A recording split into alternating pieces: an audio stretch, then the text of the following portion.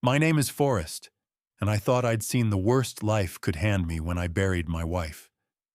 But nothing prepared me for the day my only son told me we only invited people who really matter.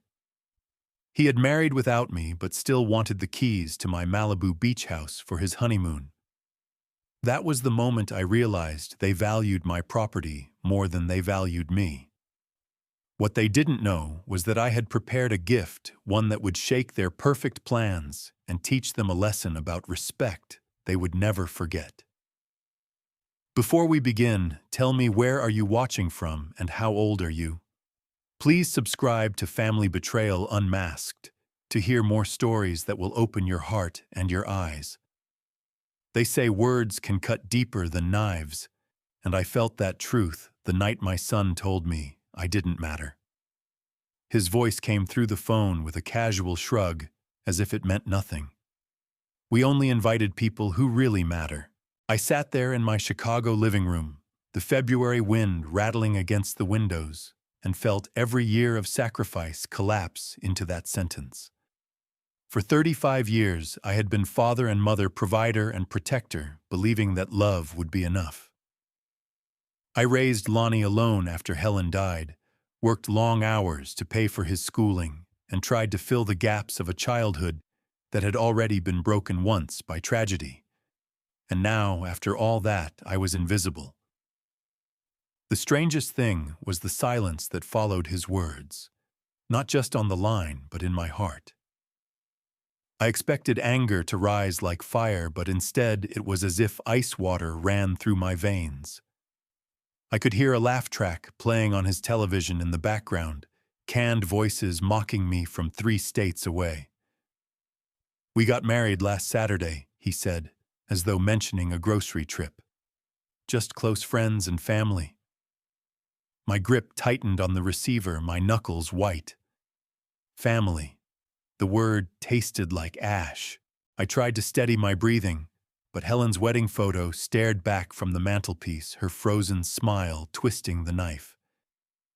She had always dreamed of passing her ring down to Lonnie's bride. I had kept it safe for that day, believing I would be there to witness it. But in a single sentence, that dream was erased. I could almost hear her whisper, "So this is what our boy has become." Then came the final blow. Lonnie cleared his throat, his tone shifting from indifference to expectation. "Look, Dad, we could really use the keys to the Malibu beach house. Cynthia's in love with the place. Just for a week or 2 in March. You never use it anyway." That was it. No apology. No hesitation. Just a request for the house, as if I were a hotel clerk holding out keys to a suite. I could have shouted, cursed, demanded answers. But instead I sat very still, every muscle stiff, as if carved from stone. My silence carried more weight than any words could. I thought of the summers spent at that beach house, Lonnie learning to swim, Helen reading on the deck, the 3 of us laughing while gulls wheeled overhead. Memories that were sacred to me had been reduced to a backdrop for his honeymoon photographs. When the call ended, I placed the phone gently on the table, though my hands trembled. Outside, snowflakes tapped against the window like tiny fingers trying to get in. Inside, something colder began to form within me. My son had made it clear I wasn't part of his family anymore. But if he thought he could erase me and still claim the best part of my legacy, he was about to learn what it really meant to underestimate a father. That night, I wandered the house like a ghost, each room whispering reminders of what I had given and what had been taken from me. The kitchen table where Lonnie once scribbled math problems while I checked his answers. The hallway doorframe etched with faint pencil marks of his growing height, 7 years old, then 10, then 14. Even the basement still held his baseball glove hanging from a nail, as though waiting for him to come back. But he wasn't coming back, not really. The boy I raised had vanished into the man who could look me in the eye, cut me out of his wedding, and still ask for my keys. I paused in front of Helen's jewelry box. It sat on the side table where I'd left it for years, untouched, except for dusting. Inside lay the ring she wore for nearly 3 decades, the ring I had imagined slipping onto his bride's finger, while telling her this belonged to a woman who loved more deeply than words. Instead, it remained hidden, a promise left unfulfilled. My hands shook as I held it, the metal cool against my palm. I whispered to Helen's photograph I thought love would be enough. I thought raising him alone could fill that empty space. Her sepia smile offered no answer, only the infinite patience she had always carried. Days blurred together after that call. I found no appetite for food, surviving on toast and instant coffee. My volunteer work at the community center called, but I told them I was unwell. Truth was, I couldn't face cheerful conversation when my insides were hollow. I spent hours with photo albums sprawled across the living room. There was Lonnie at 2 years old, chasing bubbles across our backyard. At 7, proudly wearing his Little League cap, missing a front tooth. At 18, stiff in his graduation gown, already looking past the camera toward a future that apparently didn't include me. Each photograph felt like a lie, proof of a bond I thought was unbreakable. One evening, I found myself speaking aloud to Helen's picture again. He was only 3 when you died.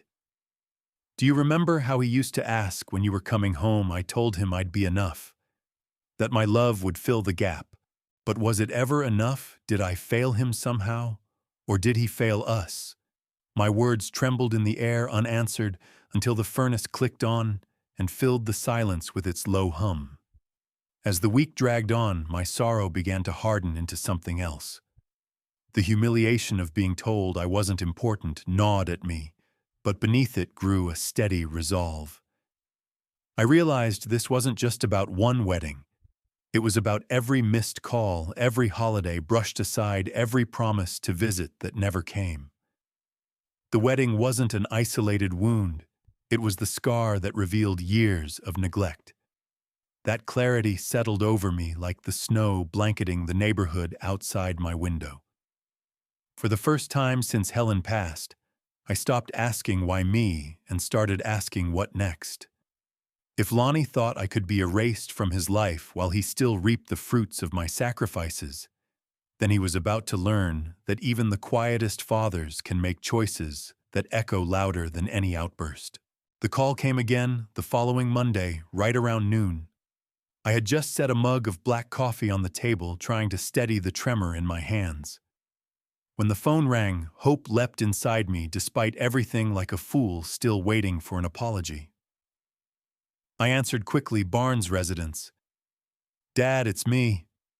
Lonnie's voice carried no hesitation, no warmth, just business. Listen, I've only got 5 minutes. About the beach house.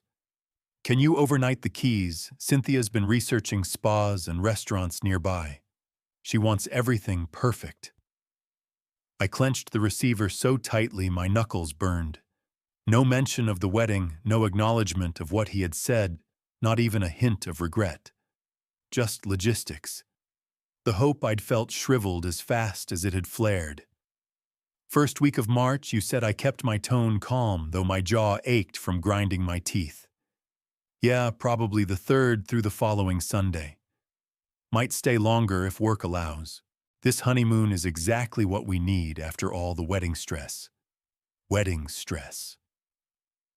The words sliced through me like broken glass.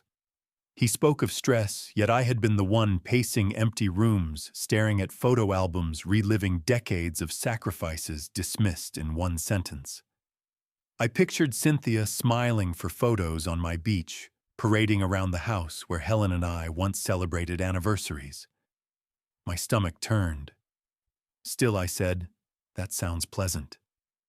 Lonnie carried on, oblivious. The photographer cost a fortune, but it was perfect. The sunset over your beach made the whole ceremony. Cynthia looked incredible, like out of a magazine. Honestly, Dad, the place is magical. Your beach. My beach. He said it like it was merely a backdrop for his perfect life. I stood pacing the 3 steps my phone cord would allow. "I'm sure the photos turned out well," I murmured. They did. "Anyway, about those keys, could you FedEx them tomorrow? I'll text you the address. Maybe include the contact info for the cleaning service and maintenance guy." Cynthia's picky about details. His words droned on, but my mind had already shifted. In that moment, something inside me snapped, not with rage, but with clarity. For years, I had endured the broken promises of dinner, next time the visits canceled by deadlines, the excuses of a man too busy for his father. And here he was, carving me out of his life, but reaching for my possessions, as though they were his by right. I said evenly, "Of course. I'll take care of it." "Thanks, Dad, you're the best. Don't worry about expenses. We'll cover groceries and utilities while we're there." His generosity nearly made me laugh. Paying for his own honeymoon in a house he thought would be handed to him, that was his idea of responsibility. The line went dead, his usual abrupt farewell. I stayed standing in the dim light of my living room, the dial tone humming steady and cold. Then slowly, for the first time in weeks, a smile touched my lips. Not of joy, but of decision. He thought he had played me like a pawn, but I knew better. If he wanted keys, I'd deliver them, but not in the way he expected. They took vows on my beach without me there. That thought circled endlessly in my mind as I stared out at the gray Chicago sky. Snow drifted past the window, each flake a reminder of how far away California was, how far away my son had drifted from me. I could almost see it, the Malibu cliffs glowing in the evening sun waves crashing below Cynthia, in her designer gown posing for a photographer, Lonnie smiling as if he hadn't erased me with one phone call. My house, my beach, my memories all reduced to a stage set for their perfect wedding album. I sank into Helen's old recliner, the one seat that still carried her scent of lavender even after all these years. The jewelry box sat on the table beside me. I opened it again, letting the engagement ring catch what little winter light came through the blinds. She had worn it every day until cancer claimed her, and I had dreamed of passing it to Lonnie's bride as a symbol of love that endured storms. Instead, the ring had become a relic in a house filled with relics too precious for a woman who thought I was only valuable for my keys. That evening, I pulled Helen's desk drawer open, searching through old folders she had labeled in her careful script, "Insurance, Medical Travel." My hands paused on the folder marked Airlines. Inside, her handwriting danced across slips of paper, phone numbers, notes about preferred seats, even meal restrictions from a trip we took decades ago. My chest tightened, but a strange calm filled me. If they wanted my house, I would go there myself first. If they had declared me unworthy of family, I would show them just how wrong they were to underestimate me. I dialed United Airlines. "Thank you for calling United, this is Marcus." "How can I help you today? I need a one-way ticket," I said, my voice steady, "from Chicago O'Hare to Los Angeles. Earliest departure on Sunday." The agent gave me options, but I barely heard him. All I could picture was the Pacific breeze, the wooden deck, the memories I had to face one last time. When he asked if I wanted a return flight, I hesitated, watching the snow pile high on my windowsill. "No return," I said finally. "This is permanent." When I hung up, I stared again at Helen's photo. For the first time since that devastating call, I felt a sense of purpose. The grief hadn't disappeared, but it had transformed into something sharper, something that could cut through the fog Lonnie had left me in. This wasn't about revenge in the petty sense. It was about reclaiming dignity, about teaching the son I raised that family is not a convenience to be discarded. I folded the printed confirmation carefully and slipped it into my wallet behind Helen's old hospital bracelet. two artifacts of endings traveling together. Outside, the storm intensified, but inside me a quiet fire began to burn. If Lonnie wanted keys, he'd get them, but on my terms, not his. Sunday morning came draped in darkness, the kind that settles over a city before dawn. I wheeled my single suitcase through the quiet terminal at O'Hare, the sound of my shoes echoing on the polished floor. Around me, travelers shuffled half asleep, clutching coffees and boarding passes, but I felt more awake than I had in weeks. My ticket read, United 1247, Seat 12A. A one-way flight, no return. Each step toward the gate felt like a step away from the man who had been taken for granted. When the boarding announcement came, I walked down the jet bridge steady, unhurried, as though every mile of air between Chicago and Los Angeles was already mine. I slid into my window seat, looking out at the de-icing trucks, spraying chemicals onto the wings. The city shrank beneath the climb, snow fading into cloud, until the landscape became nothing but sky and possibility. A flight attendant, no older than Lonnie, leaned down with a practiced smile. "Coffee or juice?" she asked. "Coffee," I said, though what I really wanted was silence. She set it on my tray, and for a moment I saw Helen in the tilt of her head, that same quiet grace. I blinked hard, steadying myself. 4 hours later, Los Angeles hit me like chaos in motion, crowded terminals, voices announcing flights, palm trees swaying outside glass walls. I grabbed my bag and hailed a cab, the driver a weathered man with kind eyes who whistled low when I gave him the address. "Malibu, huh? Must be a special trip." Something like that, I answered, watching the city unravel into highways, strip malls, and eventually coastal hills. The ocean appeared in flashes, blue and endless, each glimpse tightening the knot in my chest. When the cab pulled into the circular drive there, it was the beach house. Weathered cedar siding, wrap-around deck, floor-to-ceiling windows. Exactly as I remembered, yet smaller somehow, as though the years had shrunk its grandeur. I paid the driver, adding a generous tip, and stood before the door. My hand found the loose board where Helen had insisted we hide the spare key. It was still there. My fingers shook as I slid it into the lock. Inside, dust motes floated in beams of California sunlight. Furniture draped in white sheets looked like ghosts of summers past. Family photographs lined the mantelpiece, Lonnie at 7, sand in his hair. Helen reading on the deck, the three of us smiling over a birthday cake. My suitcase thudded softly onto the entryway floor. I moved slowly through the rooms, each step a conversation with memory. The kitchen where Helen made pancakes shaped like dolphins, the living room where rainstorms trapped us with board games, Lonnie's childhood room still cluttered with model airplanes. I couldn't bring myself to step into the master bedroom. That room was too heavy with Helen's absence. Instead, I slid open the glass door to the deck. The Pacific breeze rushed in salt and seaweed, filling my lungs like a baptism. Below, waves rolled against the private beach where Lonnie once learned to swim.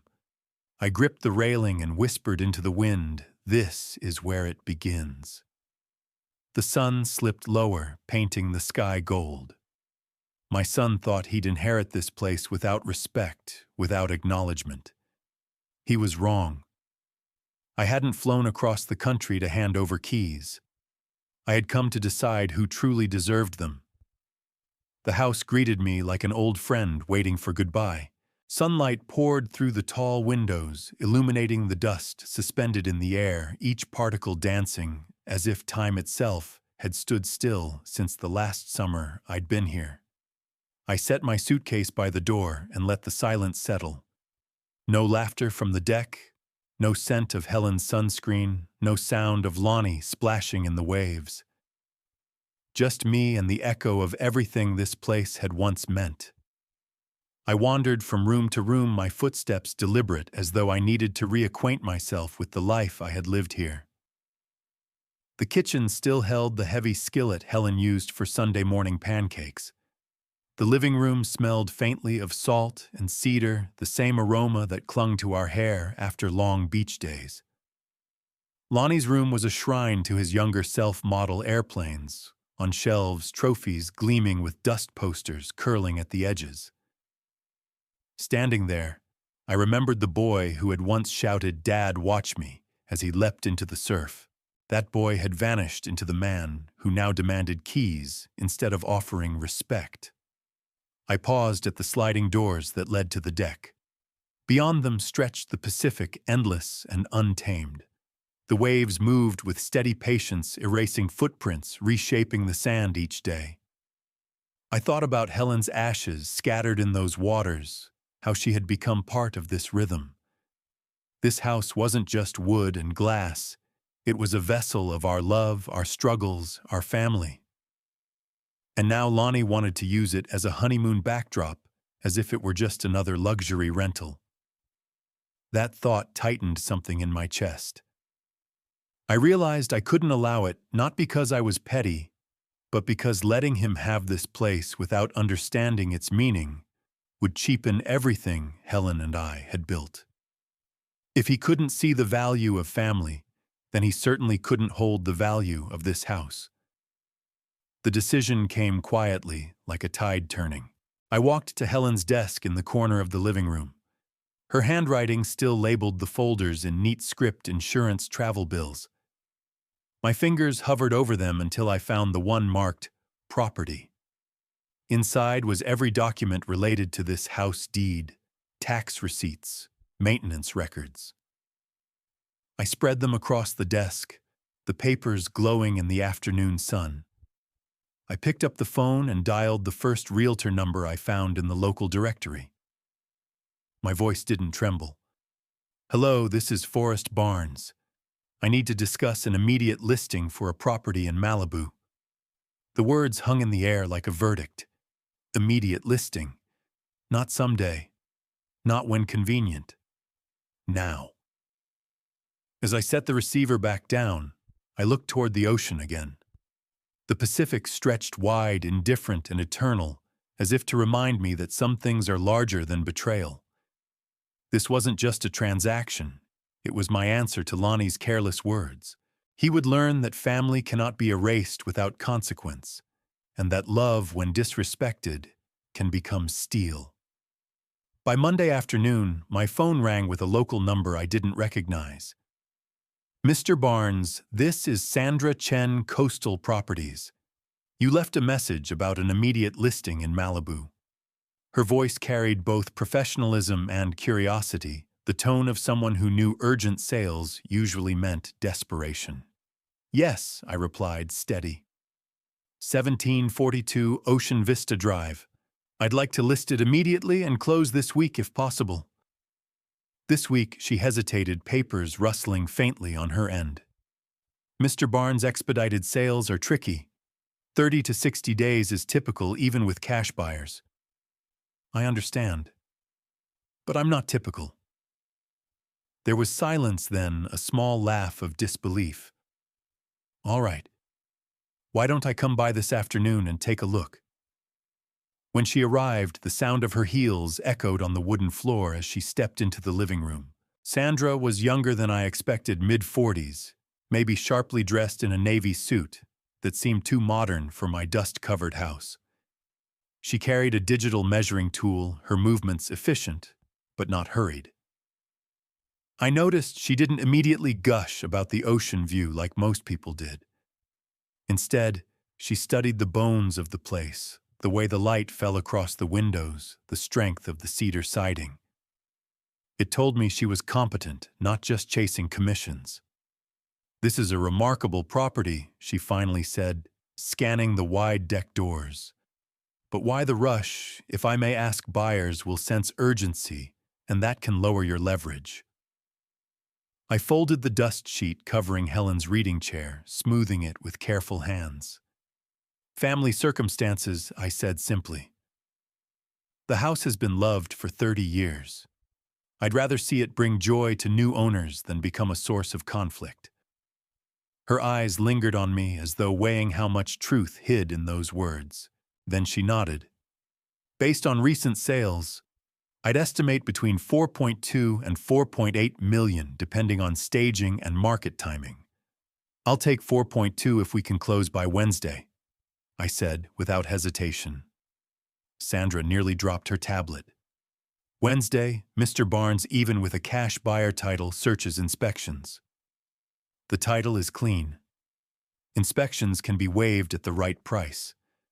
What's your commission on a $4 million cash sale closed in 48 hours? Her eyes widened, but professionalism quickly returned.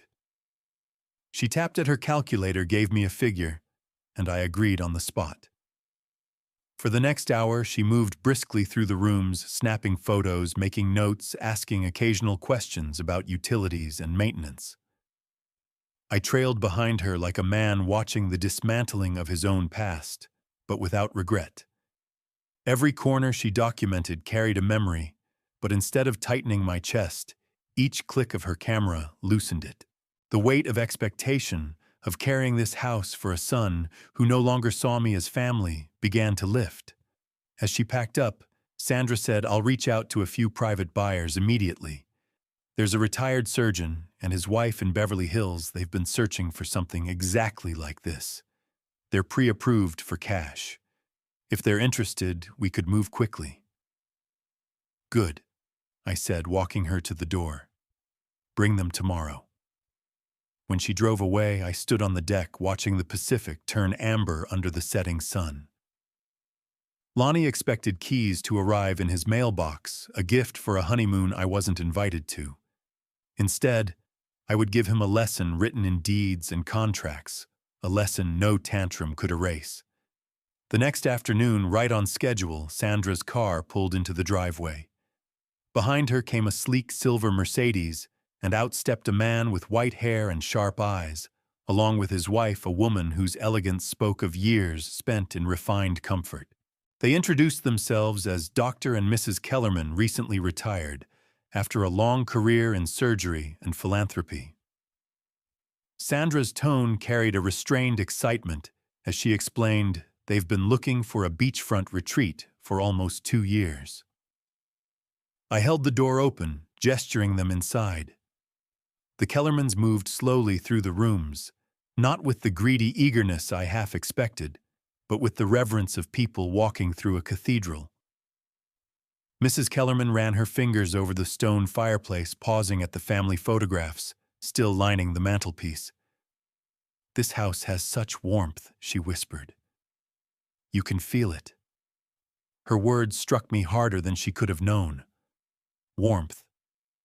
For me, the house had become a place of ghosts, Helen's laughter, Lonnie's boyhood joy. But to her, a stranger, it radiated welcome. Maybe that was the answer. The house was waiting for new memories, not clinging to old wounds. We stepped onto the deck, the ocean stretching out like eternity. The surgeon's eyes lit up. "Every morning would begin with this view," he said softly. "It's peaceful, healing even." His wife nodded, brushing away a tear. I recognized the look. They weren't just buyers, they were dreamers searching for sanctuary. Sandra gave me a small nod, her silent signal that this was the couple she'd hoped for. Back inside, Mrs. Kellerman sat briefly in Helen's old reading chair. She sighed. "You can almost hear the stories this house has lived through." I cleared my throat, steadying my voice. "It has been a family sanctuary for 30 years. My wife and I raised our son here. Every corner holds a memory. I hope it brings you the same peace it once brought us." Dr. Kellerman extended his hand, his grip firm. "We'll take it. Full asking price. No negotiations." Sandra's jaw tightened in surprise, but she recovered quickly, pulling out her tablet to draft the initial paperwork. I signed where she indicated, my pen steady, though my chest felt heavy. The Kellermans beamed already, discussing where to place furniture, how to host their grandchildren on summer weekends. For a moment, I allowed myself to imagine their laughter echoing through these halls, filling the silence that had grown too thick. It wasn't my family anymore, but perhaps it was enough that someone else could breathe life into the walls that had sheltered us. When they finally left, promising to return Wednesday for the closing, Sandra lingered at the door. "Mr. Barnes, I've handled many sales, but this felt different. Are you certain about letting it go so quickly?" I looked past her at the Pacific, the waves glinting in the late sunlight. Some things aren't meant to be held onto forever. Sometimes letting go is the only way to protect what matters. As her car disappeared down the drive, I stood alone on the deck, the ocean roaring below. My son thought he was about to inherit this place without lifting a finger. By Wednesday, it would belong to strangers who valued it more than he ever had. And that, I realized, was justice enough. Wednesday morning dawned clear and sharp, the kind of California day that made you forget winter even existed. I drove into Pacific Title Company with a manila folder tucked under my arm, every document Helen had once filed so carefully, now serving as my armor. Inside the office hummed with efficiency, phones ringing, printers churning, the steady shuffle of papers that carried the weight of other people's lives. Sandra was already there, seated at a polished oak conference table with the Kellermans beside her. They looked radiant, as if simply stepping into the process of ownership had lifted years off their shoulders. Mrs. Kellerman smiled warmly at me. "We're so grateful you chose to move quickly. It feels like fate." I returned the smile, though mine carried the heaviness of farewell. "I believe houses find the right people. This one has waited long enough." The closing process was methodical, almost cold in its precision. Page after page slid across the table, and my pen scratched signature after signature.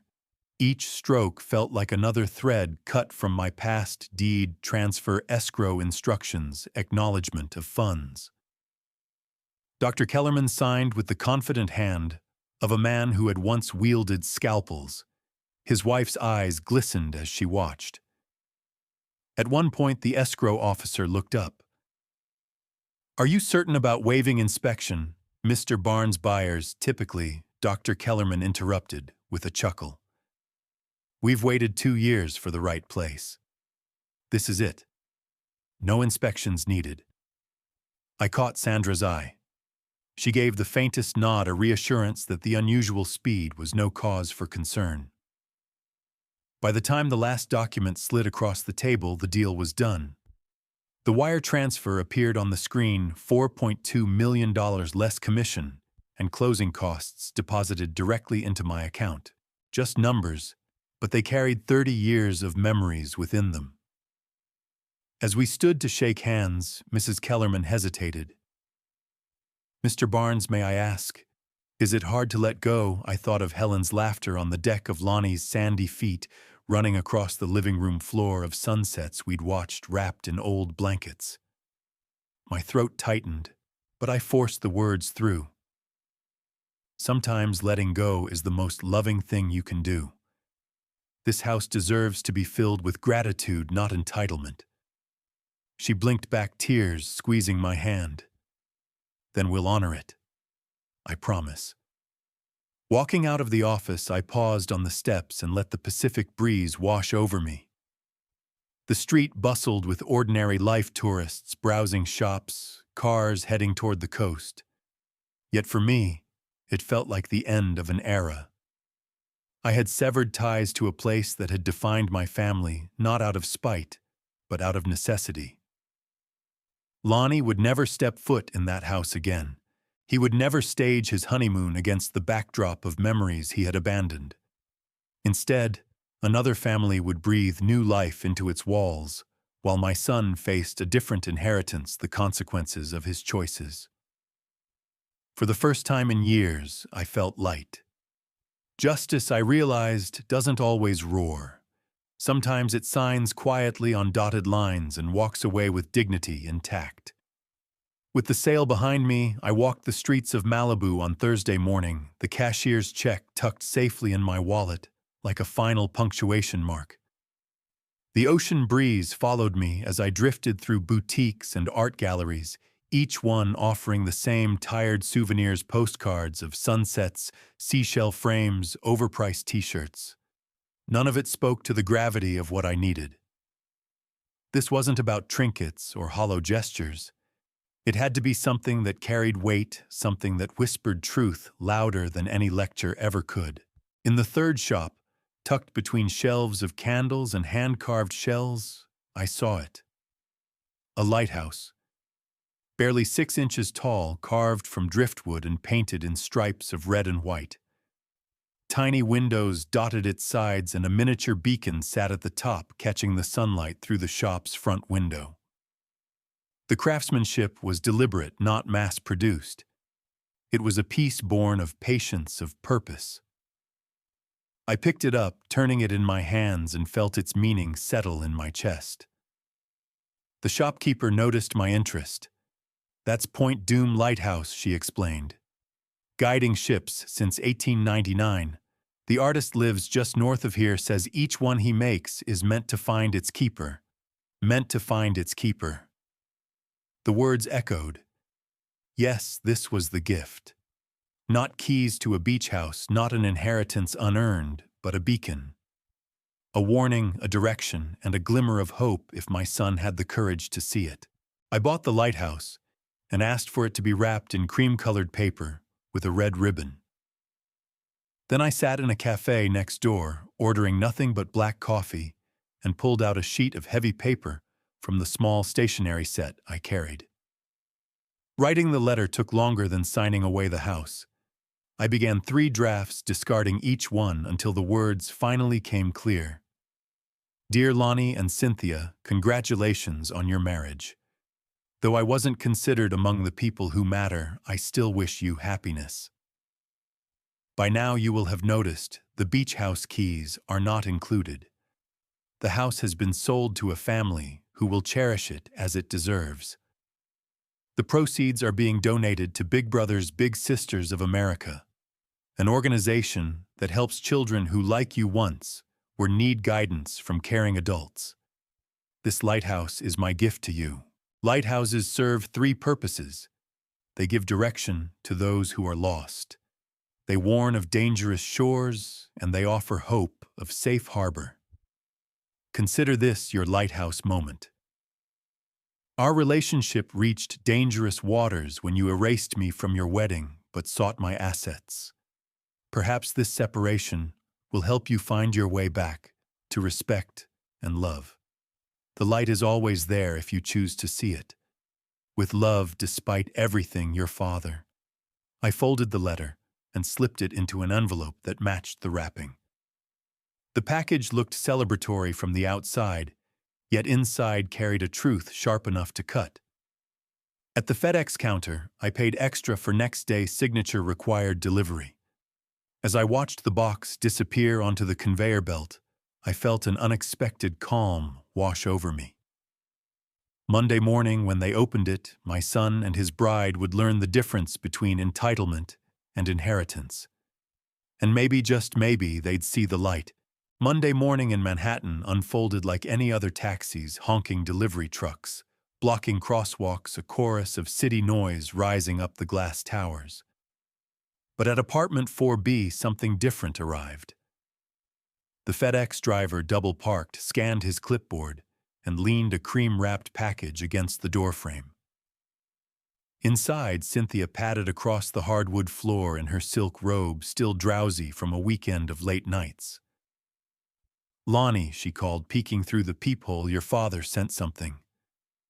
He barely looked up from his laptop at the kitchen table, fingers clattering over spreadsheets. Probably the keys. "Just set it down. I'll deal with it later." But Cynthia crouched eagerly, her excitement bubbling like a child on Christmas morning. She untied the red ribbon with a delicate tug, the silk whispering as it slid loose. The cream paper fell away to reveal a sturdy box lined with tissue. Nestled inside was the lighthouse painted in red and white, its tiny windows catching the east-facing light that spilled through their apartment windows.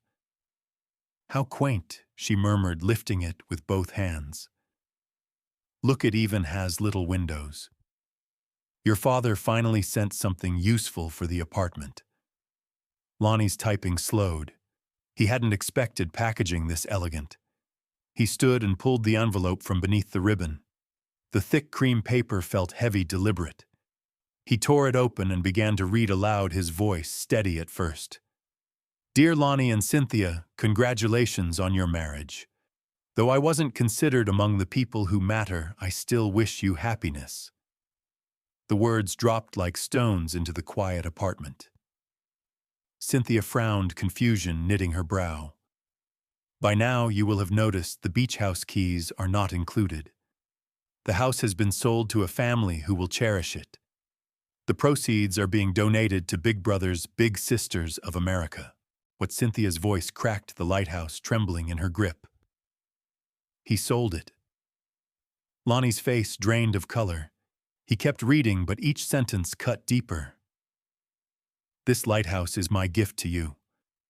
Lighthouses give direction to those who are lost, worn of dangerous shores, and offer hope of safe harbor. Consider this your lighthouse moment. Our relationship reached dangerous waters when you erased me from your wedding, but sought my assets.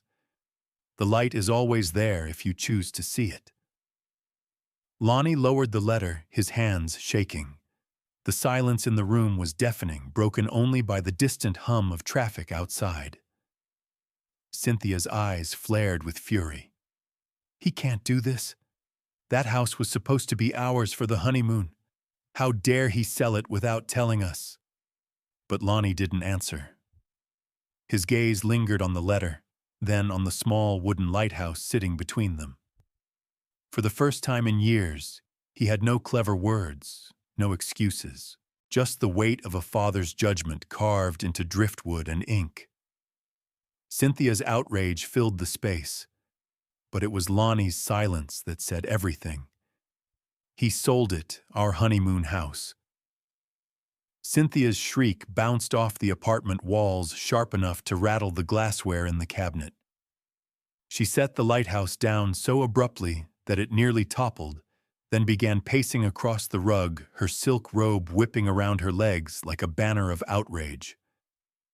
That selfish old man, he knew we needed it, and he did this to spite us. Lonnie sat frozen on the couch, the letter limp in his hands. His laptop still glowed with numbers and charts, but he no longer saw them. His mind was replaying his father's even tone, the calm but cutting words about people who matter. For the first time, he felt the sting of being measured and found wanting. Don't just sit there, Cynthia snapped, yanking her phone from the coffee table. We're calling him. Right now. Lonnie hesitated. Cynthia. Maybe we should what? Roll over. Let him humiliate us like this. He stole our honeymoon. She jabbed his father's number into the keypad with quick, angry thrusts. Miles away in Chicago, I had been expecting the call since my morning coffee. The phone buzzed on the side table beside Helen's photograph, and I picked it up without surprise. Hello, how dare you? Cynthia's voice exploded through the receiver, shrill and shaking. How could you sell that house? You knew we were planning to use it. You had no right. I adjusted the phone against my ear, leaning back into the worn leather recliner. Helen's sepia smile watched me from the mantel, calm and eternal. My own voice matched her patience. It was my house, Cynthia. And apparently, I wasn't your family. You're being completely unreasonable, she fired back. This is our honeymoon we're talking about. Your honeymoon? I repeated too, which I was not invited. Rather like your wedding. The silence that followed was a canyon. For a heartbeat, I thought I heard Lonnie in the background, shifting, perhaps reaching for the phone, but Cynthia charged on. That's different. We wanted something small, intimate. You're punishing us because your feelings got hurt. No, I said, my tone as steady as the waves I could almost hear in memory. Children throw tantrums when they don't get their way. Adults teach lessons about consequences. I am teaching you both that dismissing family carries a cost. You donated millions to strangers instead of helping your own son, she shouted, her voice breaking into a near scream. I donated millions to help children who actually appreciate parental guidance, I said evenly, unlike certain adults I know. Her fury surged louder, but it rolled off me like water on stone. For years I had been silent while Lonnie's distance grew. Now my silence had broken, and every word landed like a hammer. In the apartment, Cynthia turned her face flushed with rage. Say something, Lonnie. Tell him how selfish he's being. But my son didn't speak. His head hung low, the letter trembling in his hands. And in that silence I heard the faint echo of the boy he used to be, the one who once looked to me for guidance. Don't you dare guilt-trip him. Cynthia's voice cracked through the receiver like a whip. She was pacing again, words spilling fast, her anger trying to fill the silence her husband left behind. You're the one who chose money over family. You humiliated us. You ruined everything. Do you know how much this trip meant to us? I let her tirade run its course, the way one lets a storm beat against a sturdy house. I had prepared for this moment, rehearsed it in my head through sleepless nights in Chicago. When she finally paused for air, I spoke, my tone unflinching. No, Cynthia. You chose money over family when you treated me like an ATM, not a father. I didn't ruin anything you did when you erased me from your wedding guest list, but assumed my assets belonged to you. Her gasp came sharp and indignant. You twisted our words. We just wanted something small and private, small and private. I interrupted, yet somehow large enough to include your parents, your sister, your friends. Everyone who really mattered to you. Everyone but me. On the other end, silence hung heavy. I could hear the faint creak of their hardwood floor as Lonnie shifted his weight. Dad. His voice was low, almost swallowed by the distance. For the first time, he sounded less like the polished Manhattan executive and more like the boy I once carried on my shoulders. Is that my son? I asked, cutting through Cynthia's rising protest. My tone softened, though steel still ran beneath it. Does he have something to say? Cynthia bristled. He doesn't need to justify himself to you. But I didn't answer her. I waited. That was something Helen had taught me sometimes. Silence is more powerful than argument. Finally, Lonnie spoke his words, halting. Dad, maybe we should have invited you. It wasn't much, but it was the crack in the wall I had been waiting to hear. Cynthia spun toward him, eyes blazing. Don't start apologizing. He's manipulating you. No, I said firmly. I'm not manipulating him. I'm reminding him of 35 years of bedtime stories, scraped knees, tuition payments, and sacrifices he never saw. I'm reminding him of a mother who wanted nothing more than to pass down her wedding ring to his bride. And I'm reminding him that family is not a convenience you use when you want a beach house and discard when you don't. Lonnie's silence returned, but it carried weight now, the weight of recognition. He knew. Even Cynthia could sense it. Her rage faltered for a moment, replaced by unease. Your lighthouse is sitting on the floor between you. I finished, my voice measured but final. It will stand there long after this argument ends, offering direction, warning, and hope. Whether you choose to see its light is up to you. I didn't wait for their response. My thumb pressed the disconnect button, and the line went dead. In Chicago, the quiet that followed was almost holy. For the first time in years, I felt I had said exactly what needed to be said. The dial tone hummed steady in my ear before I set the phone back into its cradle. For a long moment, I sat there motionless, the living room wrapped in late afternoon shadows. Helen's photograph watched me from the mantel, her eyes calm as ever. and I found myself speaking aloud. Well, my love, the storm finally broke. Cynthia's accusations still rang in my memory, spiteful, petty, selfish. They were meant to wound, but instead they clarified what I already knew: she hadn't married my son for the values Helen and I tried to instill. She had married him for what those values had built: money, comfort, prestige. To her, I wasn't a father-in-law. I was an obstacle between her and the assets she believed were owed to her. But money stripped of meaning is just paper. That's why I chose to donate the proceeds of the beach house. Big Brothers Big Sisters of America would take that $4.2 million and turn it into mentorship, into guidance for children who'd lost their way. Kids who needed the kind of steady hand I'd tried to be for Lonnie. It wasn't punishment, it was purpose. I imagined those children, some sitting in classrooms too crowded for teachers to notice them, others wandering neighborhoods without a role model to keep them from drifting. That money would put mentors into their lives, people who could look them in the eye and say, "You matter. Your choices matter." In a way, I was giving away what I had hoped to give Lonnie, only now it would go where it could be appreciated. My son's silence during that call told me more than his wife's shouting ever could. He wasn't blind. He had read the letter, held it in his own hands. He knew deep down that what I said was true. Cynthia could drown the room in her fury, but Lonnie's stillness betrayed the weight pressing against his conscience. That gave me a flicker of hope, though I kept it guarded. I leaned back in the recliner, the leather creaking beneath me. "You accused me of choosing strangers over family," I whispered to the empty room.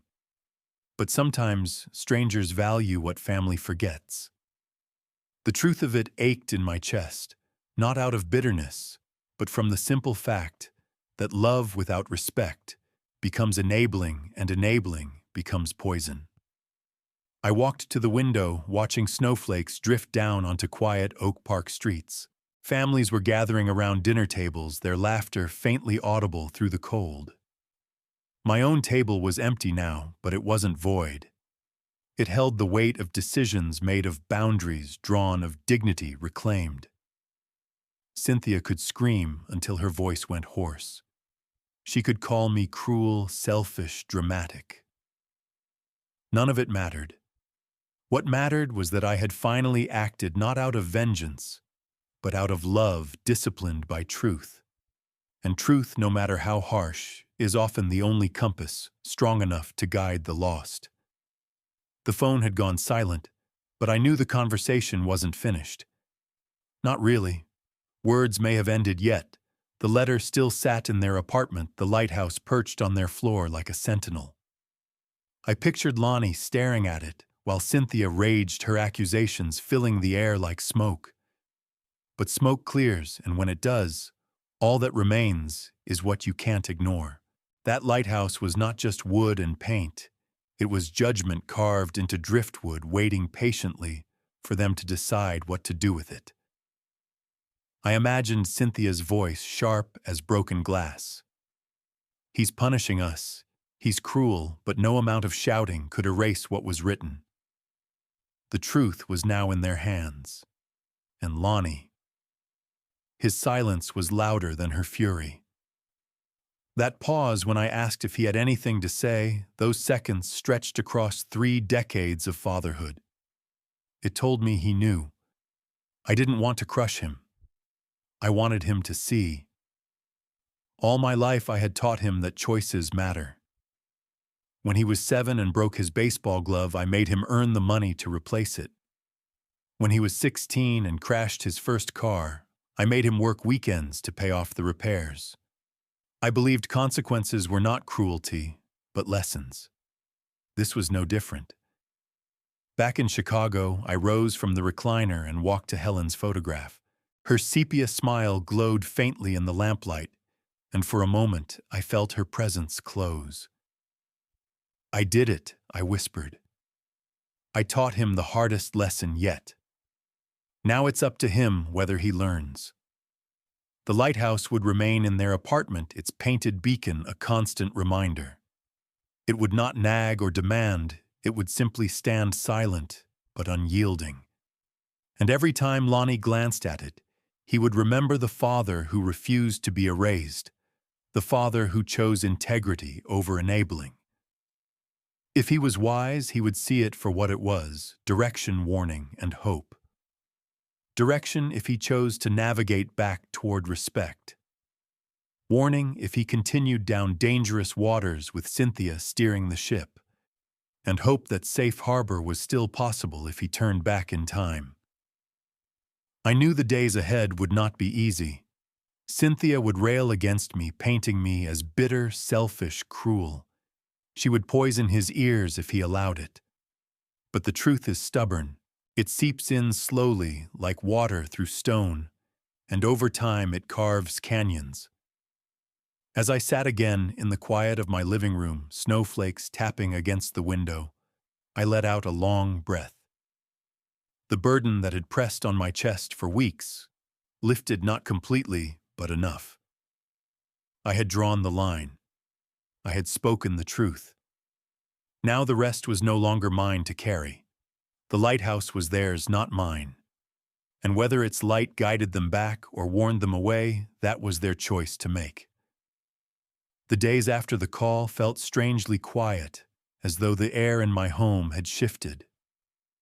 For weeks I'd been pacing these floors heavy with anger and grief, but now the silence carried something different, relief. Not joy, not triumph, but the kind of calm that comes after a storm tears through and leaves the world rearranged. I sat in the same recliner where Lonnie's words had first gutted me. We only invited people who really matter, and realized the weight on my chest had loosened. I had spoken my piece. More importantly, I had acted. The lighthouse sat in their apartment, now silent but unavoidable. I could almost see it through my mind's eye, its red and white stripes catching the morning sun through their east-facing windows.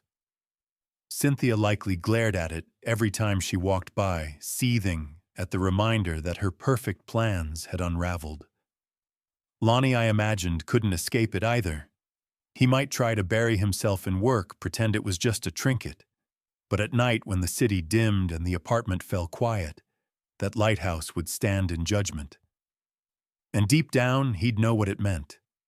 That thought didn't give me pleasure. It gave me peace. Revenge is loud. Justice is quieter, steadier, like the tide-shaping stone. I hadn't screamed, I hadn't cursed. I hadn't dragged my son's name through the mud. I'd sold a house, redirected its worth to children who actually needed guidance, and left him a symbol he could not ignore. Sometimes the strongest rebuke is not public humiliation, but private reflection. I thought of Helen often in those days. Her photograph on the mantel no longer felt like a wound, but a companion. I spoke to her each evening, telling her what had passed, how Lonnie's silence had revealed more than Cynthia's rage. You would have been proud, I told her softly. Not because I hurt him, but because I drew the line. I finally reminded him what family should mean. Her smile, frozen in sepia, seemed gentler than ever, as if she agreed. Snow continued to fall outside, blanketing Oak Park in quiet white. Families up and down the street shoveled driveways, kids built, snowmen, neighbors waved to each other. Life went on ordinary and unbroken. Mine, too, was moving forward. I had spent too long clinging to a past that no longer existed. Letting go of the house didn't just teach Lonnie a lesson. It freed me from waiting for him to become someone he wasn't ready to be. Still, I left the door open. The lighthouse wasn't only a warning, it was also hope. If Lonnie ever decided to steer back toward me, the beacon would guide him. But I had stopped anchoring my peace to that possibility. My dignity, my worth, no longer rested on whether my son chose to see me as family. That was his journey. Mine was to stand firm, to honor Helen's memory, and to live the years I had left with clarity. Justice had been served not through courts, not through shouting, but through the steady hand of a father who refused to be erased. The check from the sale sat in my account, like a silent reminder of choices made. $4.2 million money that could have fueled Lonnie and Cynthia's lifestyle for years, vacations and luxury dinners, cars leased and discarded like toys. Instead, it would now flow into something lasting. The moment the wire cleared, I contacted Big Brothers, Big Sisters of America. The woman on the other end of the line listened quietly as I explained.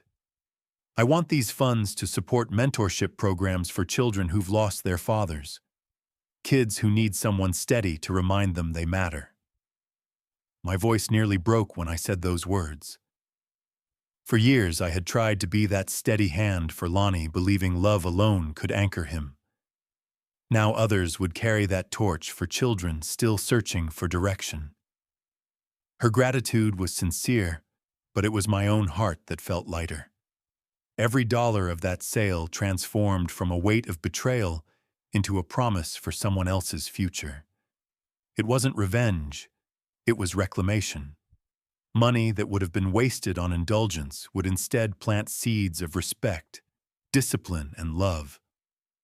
That I realized was justice not spiteful, but purposeful. Cynthia would never understand. To her, my act would remain an insult, a denial of what she believed was her due. She would rage, call me cruel, accuse me of abandoning family for strangers. But family without respect is only a word. I hadn't abandoned mine. I had simply refused to let them strip me of my dignity. If they could not honor what I had built, then others would. I pictured a boy somewhere no older than Lonnie when Helen died, sitting on the edge of a worn bed in a crowded apartment, wondering why the world seemed to have no place for him. Maybe because of this money, someone would knock on his door. A mentor, a guide, a voice saying, "You matter.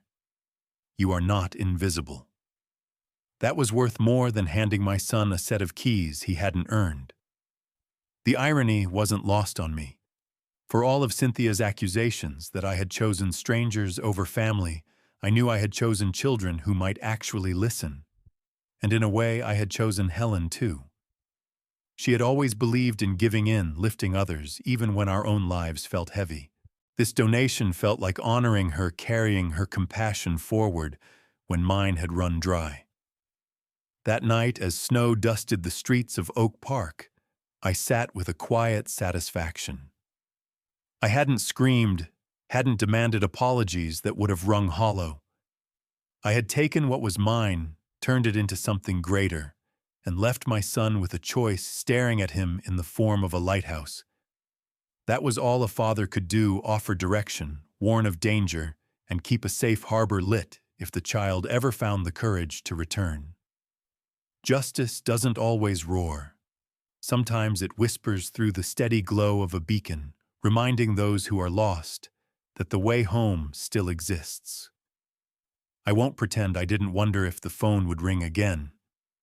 Each evening as I settled into the recliner with Helen's photograph on the mantel above me, I caught myself glancing at the cordless phone on the side table.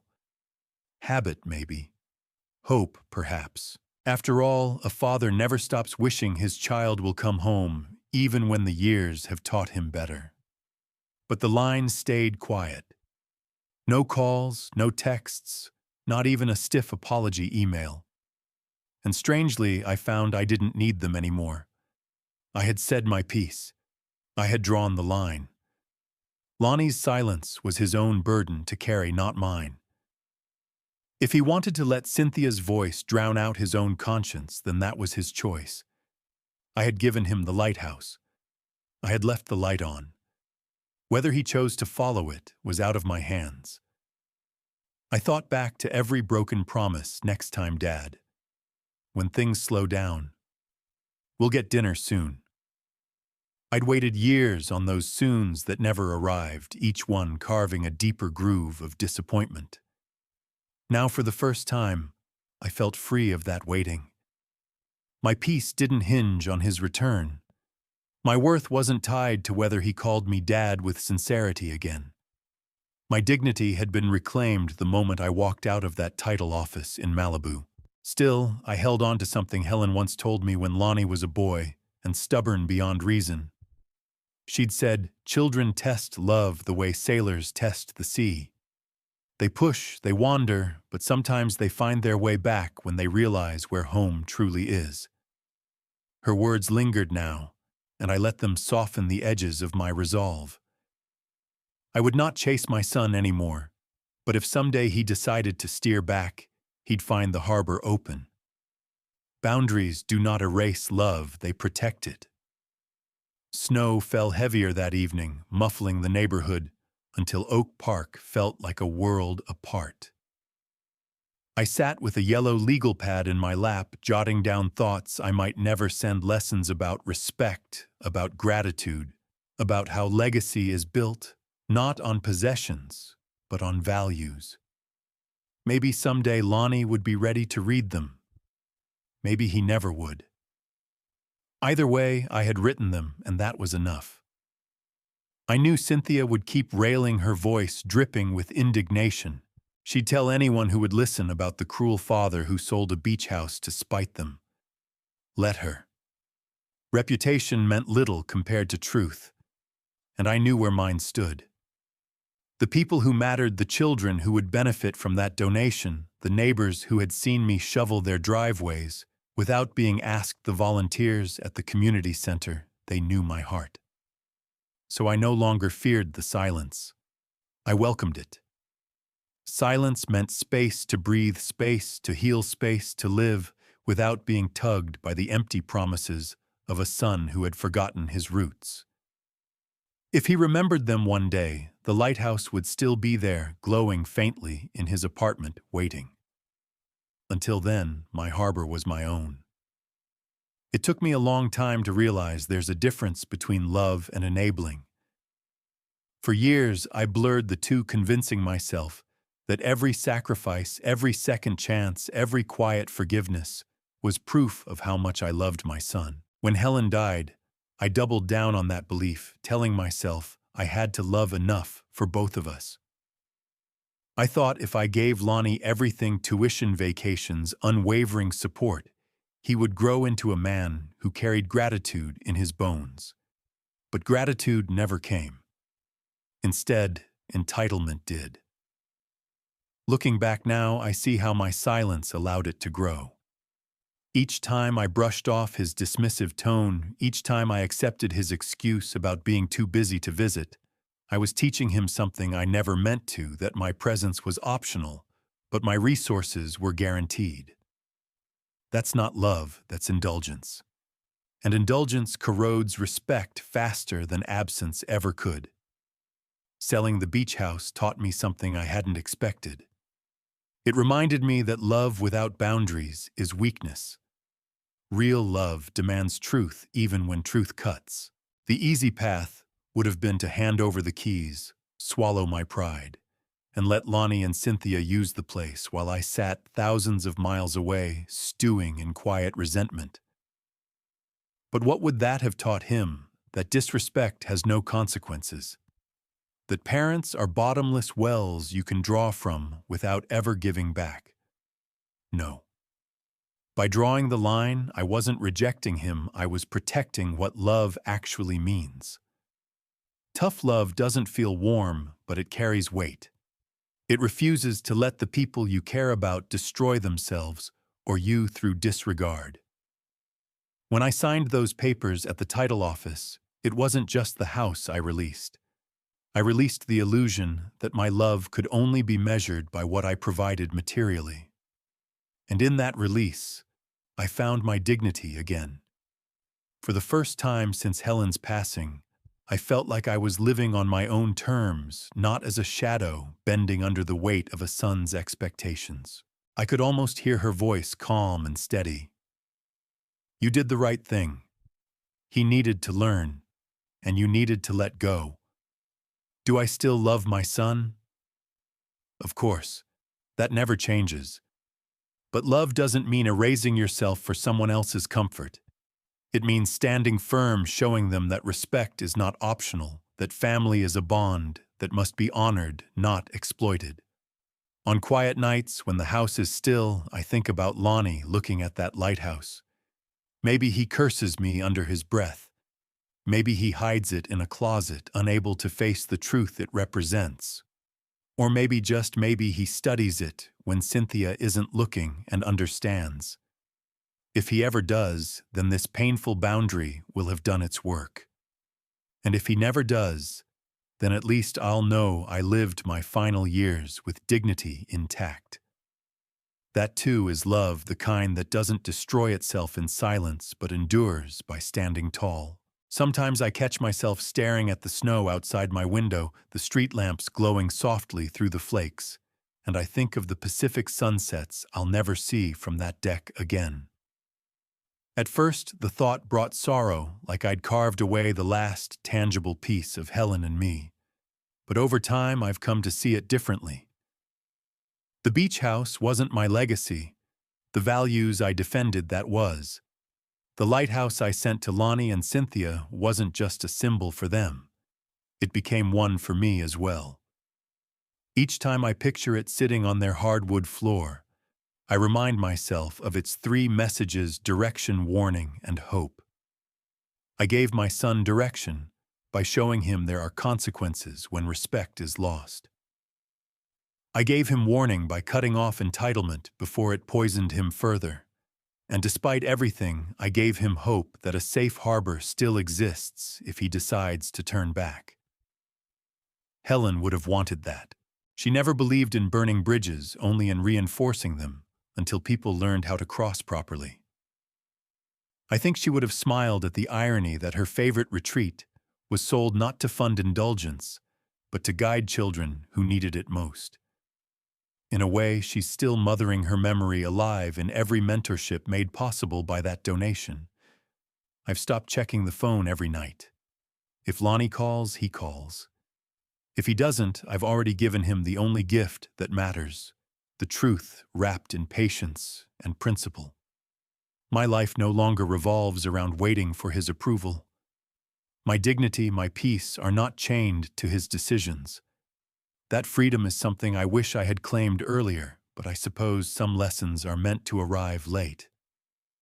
Neighbors still wave when I shovel their driveways. Volunteers at the community center still greet me with smiles.